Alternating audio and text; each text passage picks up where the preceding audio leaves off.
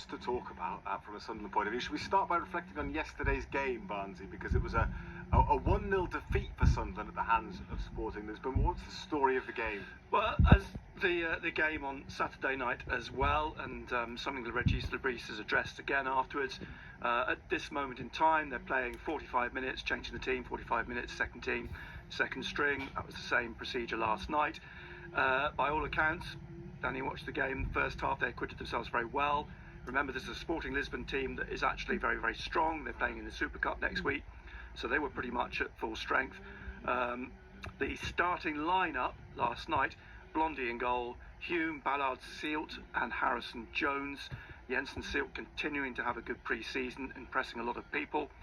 Taobi, Diarra, Siddiqui, Adingra, Lefay and Mayenda. And Regis Lebris making it quite clear afterwards that Lefay, he sees him as a midfielder, not a winger, or forward. So that's something else he's sort of rubber stamped after the game last night. Changed at half-time. Blondie stayed in goal, but then Lavery, Triantis, Johnson, Zach Johnson and Jensen Jones the back four. Brown, Neil Roberts, Tutirov, Alexic and Abdullahi was the team that basically limped home. And I think it sort of ran out of steam with 15 minutes to go. But quite clearly, it's a plan that Regis Lebris has in his mind over these games. He did say though afterwards they're going to progressively reduce the game time for some players so they can prepare the core of the group for the season. There may be other opportunities for some of these players, but progressively, he says, the direction will become clear. So I think we'll start to see that happen probably at Hearts and Hull on Saturday and next Tuesday night. Interestingly, he said about the goal, I think for the goal we conceded, it's important to make this mistake now so we can fix the problem. We had this problem last season with a switch between man for man and zonal defence. So the mistake is necessary to fix this problem. Okay. We've got a centre-half in the studio. We have, so he maybe can explain what that means. Yes. Yeah, I think what he's referring to, obviously, if you've seen the goal back, and I just had a quick debrief with Barnsley before we come into the studio. I think Dan Ballard goes in tight with his man, doesn't he? Sort of steps up out of the line. Trey's got a man outside him, and the gap's quite big between the two of them. And obviously on the other side, I think Jensen Seelt and both Harrison Jones are pretty much in a good line, but they're just a couple of yards deeper, playing the man who's onside, who actually runs through and goes round Blondie to create the goal.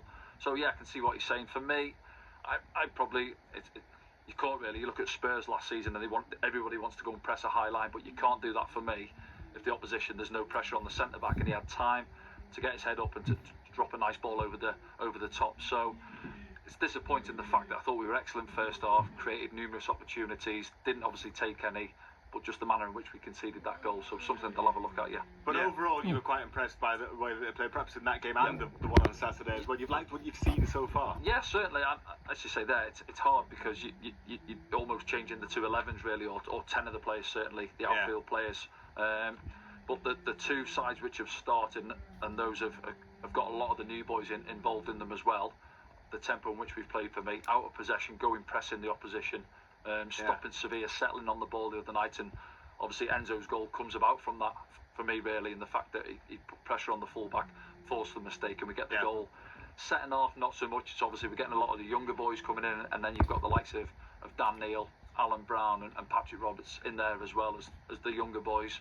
But we just maybe sat off a little bit more in the second half, and again last night similar, really. So there were a few players missing as well, Barnsley. There were. I mean, I think there's a couple of interesting things that have come out of those teams over the weekend. One is that Dan Neil is, at the moment, doesn't appear to be in the first choice 11, if you like, the first half teams, which seem to be, and I think Regis has virtually admitted this, that those teams he's named in the first 45 for both games are not far away from being his first choice. Dan Neil's not been in those. He's been in that sort of second tranche of players in the second 45 minutes. Yes, there are a few players missing. Anthony Patterson, Chris Rigg didn't play last night, but he says they should be available to return against Hearts or Hull.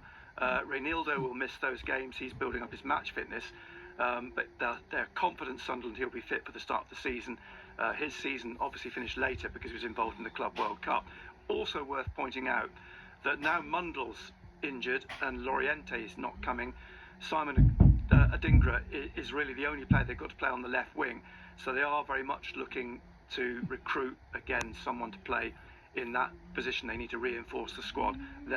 Shamsdean's young, too young, they reckon, for the Premier League. So that's an area they're looking to recruit. He talked about recruitment after the game. They are looking to reinforce. They are looking for a goalkeeper. They are looking probably for a third striker, and obviously that midfielder as well. So still plenty of work to do. But I think the overriding impression I get after 2 weeks of pre-season is everyone's very, very impressed with the amount that this core of players has come on. Yeah.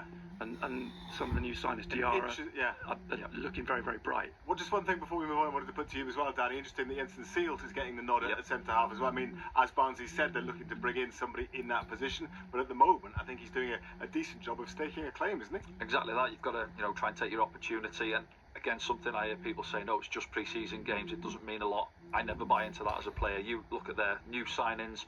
You want to hit the ground running. As you say, their Sealt's been out for a long time. He's been frustrated in his time at the club. Now there's an opportunity for him, and I think he's been excellent in the 2 run-outs he's had so far. Against good opposition as well. So he's going to try and build on that, and he knows the fact that obviously Luke's out at this moment in time. We're short in that area of the pitch, obviously with Chris Mettman returning to Bournemouth.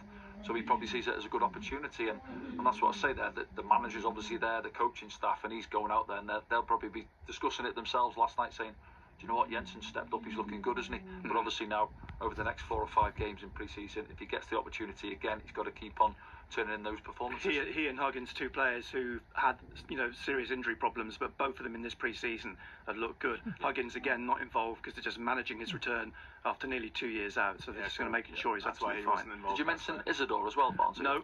Slight knock, but he's fine. He should be okay. Nothing serious. Okay. So let's talk about who might be next through the door, and it does seem that Granit Xhaka is the most likely next arrival. Quality player, former Arsenal player at Bayer Leverkusen. What's your understanding on where they're at with that? Well, it's very promising. It appears that everything you might have seen on social media is right, and we're told by Fabrizio Romano that Sunderland have made a first bid for Xhaka. No agreement yet between the clubs, but Xhaka has apparently made it quite clear he wants to come to Sunderland, and it's just a case, by the looks of things now, of the 2 clubs thrashing out a fee. There was interest from Saudi Arabia, but I think it's made it quite clear that Xhaka, he wants to come to Sunderland. Saw some talk that Bayer want 15 million. The fee over the last few days we've seen talked about was between 8 and 9. Suspect that they'll come to some agreement in between. 3-year deal being offered as well, but it all does look very, very promising.